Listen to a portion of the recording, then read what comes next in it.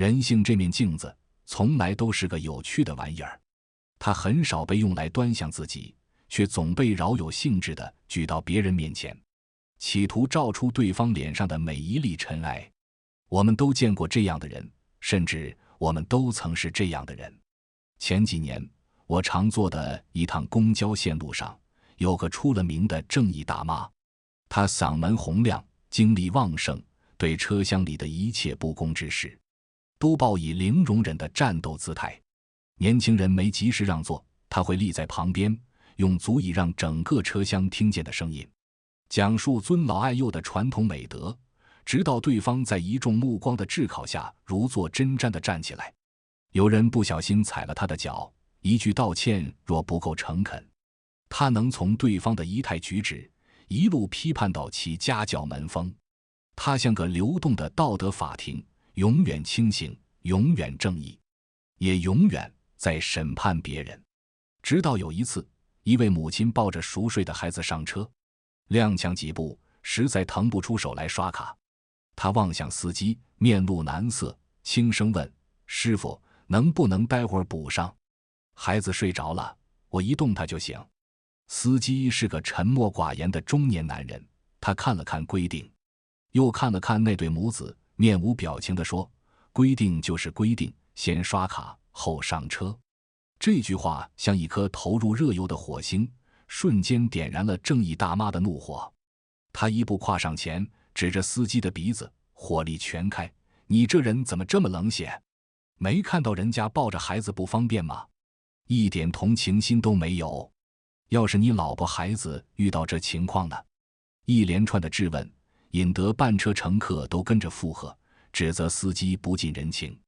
司机握着方向盘，始终没回头，只是淡淡地说了一句：公司的规定，我拿工资就得执行。要不您这么有爱心，帮他刷一下，就2块钱。喧嚣的车厢在那一秒经历了诡异的寂静。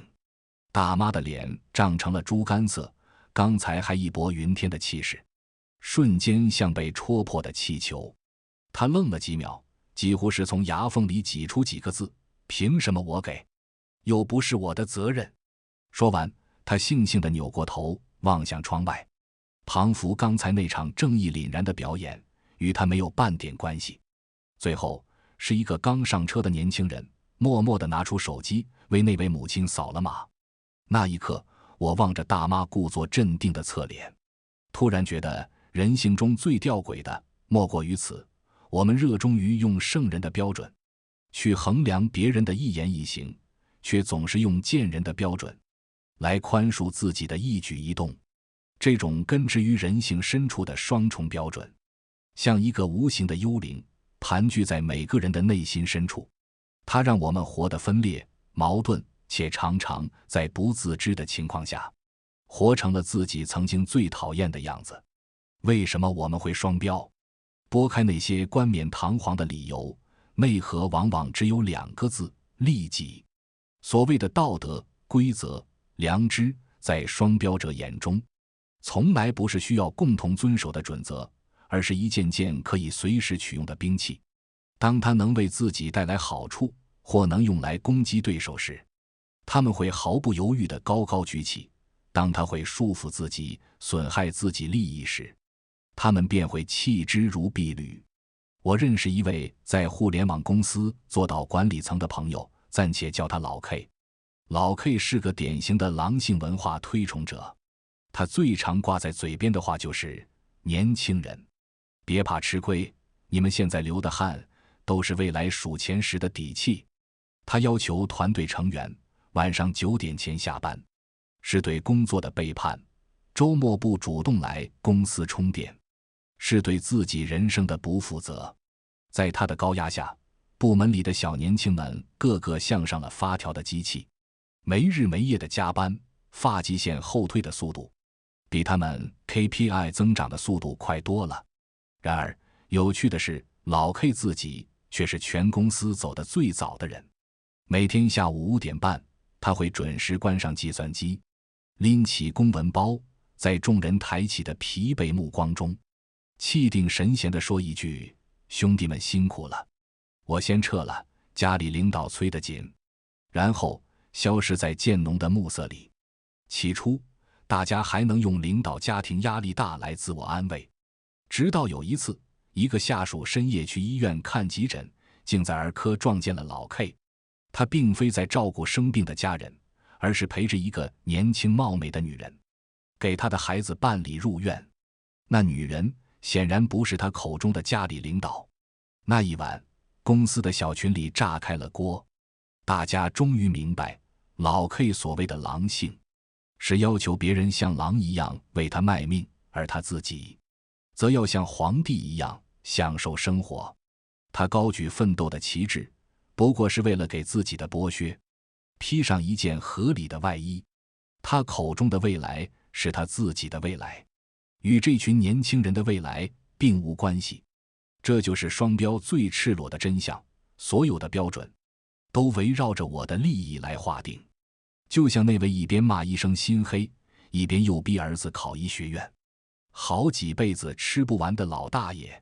当他是患者时，他希望医生是无私奉告的白衣天使；当他可能成为医生家属时，他希望医生是日进斗金的捞金机器。他不在乎何为对错，只在乎何为对我有利。那位嫌弃儿媳懒散，却又炫耀女儿被婆家伺候的张大妈也是同理。在他心中，有两套截然不同的评价体系，一套给外人，严苛、挑剔，充满了审判的快感；一套给自己人，宽容、双标，充满了护短的得意。他们的世界里没有统一的标尺，只有一把根据关系亲疏、利益远近而随意伸缩的软尺。他们用这把尺子精明地计算着人情世故，却唯独算不清自己丢掉了什么。他们丢掉的是人格的统一性，是别人发自内心的尊重。当所有人都看清了他们那副利己的嘴脸，他们也就成了人群中的孤岛，即便身边围绕着再多的阿谀奉承，也再难换来一个真诚的眼神。如果说利己是双标的内在驱动力，那么无痛的善良则是双标最常见的表现形式。什么是无痛的善良？就是那种站在道德高地之上，动动嘴皮子，慷他人之慨，要求别人牺牲奉献，而自己却不愿付出一丝一毫代价的善良。这种善良因为无痛，所以格外轻巧，也格外廉价。几年前汶川地震，举国同悲，一家地产巨头第一时间捐款200万。消息一出，网络上非但没有赞誉，反而掀起了滔天巨浪般的口诛笔伐。无数网民涌到该公司官微下，用最恶毒的语言咒骂他们：赚那么多钱就捐这么点，你的良心被狗吃了吗？学人家外企，一捐就是1个亿，你这200万也好意思拿出手？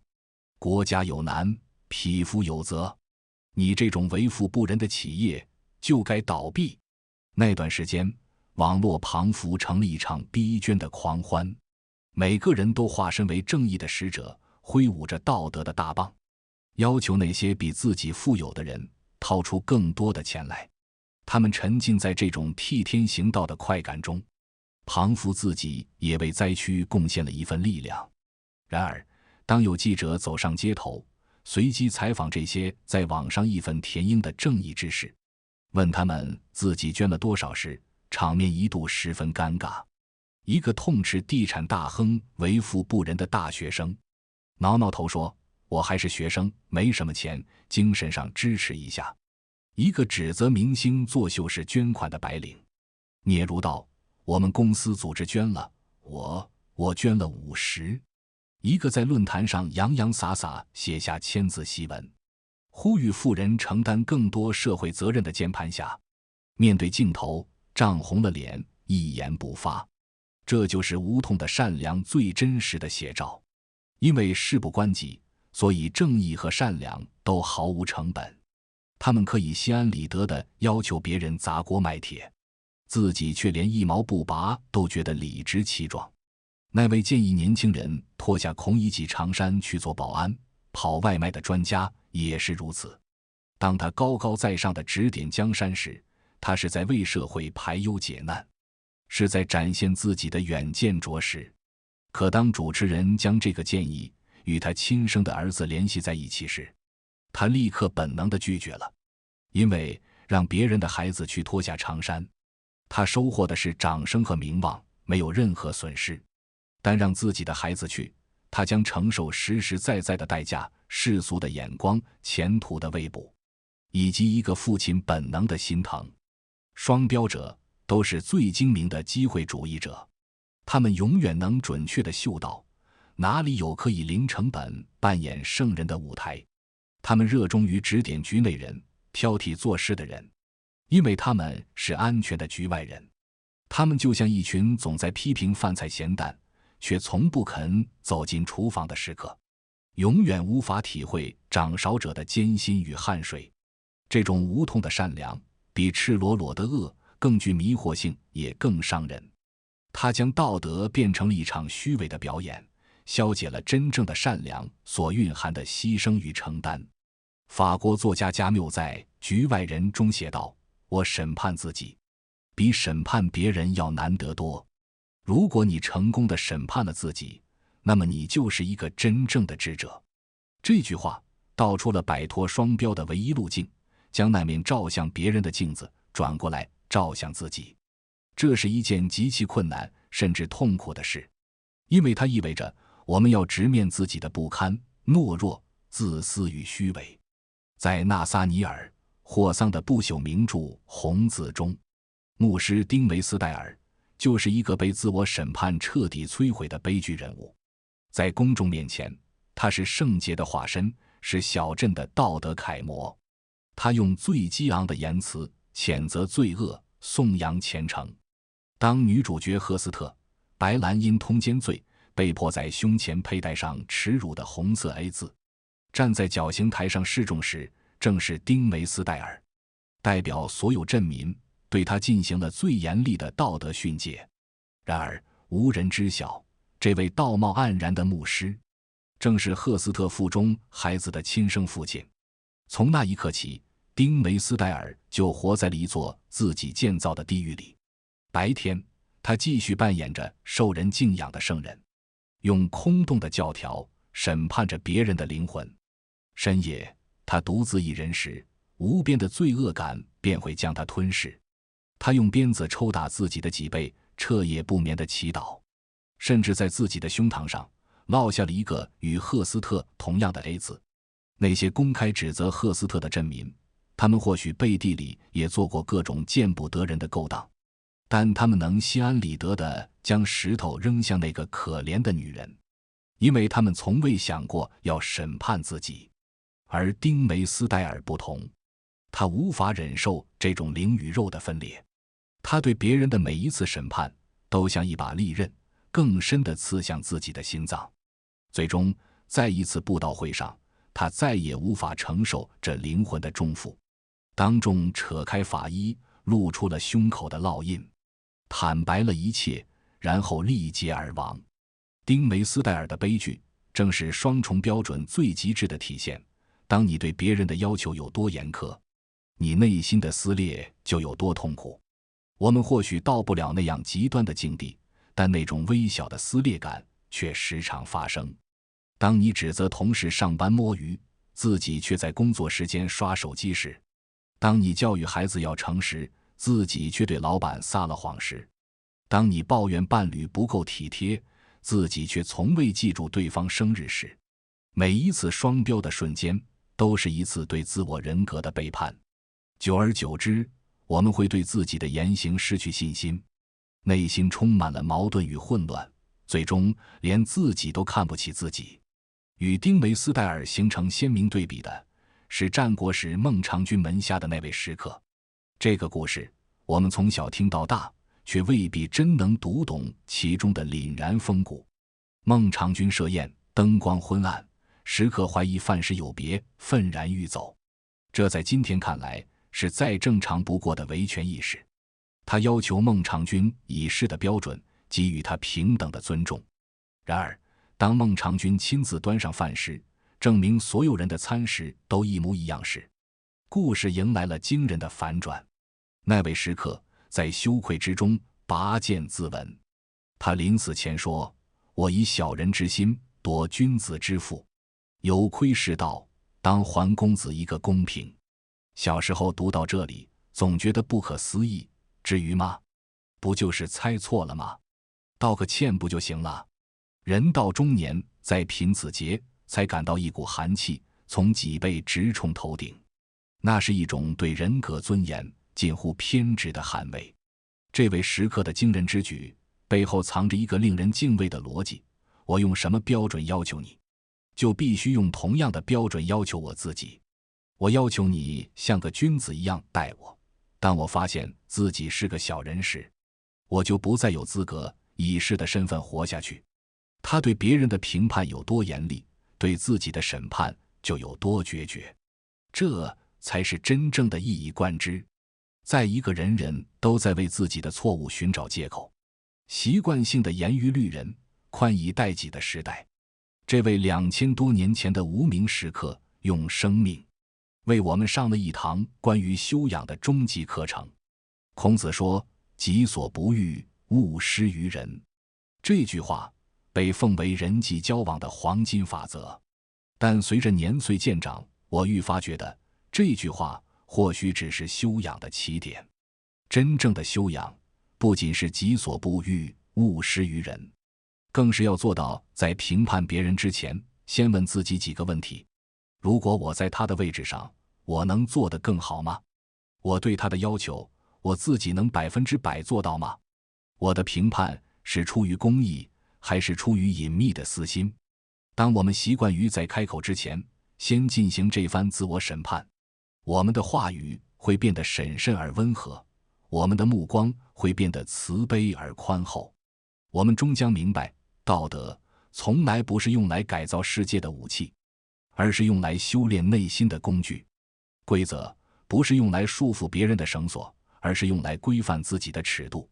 一个人最高级的修养，不是学识有多渊博，地位有多显赫，而是能管好自己的嘴，守住自己的心，在喧嚣的世界中坚守一把衡量万物的独一无二的标尺。这把标尺的名字叫做良知。它要求我们在指责别人懒惰时，先问问自己是否足够勤奋；在批评别人自私时，先看看自己是否足够无私；在嘲笑别人虚伪时，先照照镜子，看看自己的面具戴得是否牢固。这是一条艰难的修行之路，它需要时刻的自省与巨大的勇气。从今天起，让我们立下一个与自己的契约，在每一次想要对别人做出评判的冲动涌起时，都请先停顿3秒，将那即将脱口而出的话，在心里先对自己说一遍。然后你会发现，这个世界需要你闭嘴的时刻，远比需要你开口的时刻要多得多。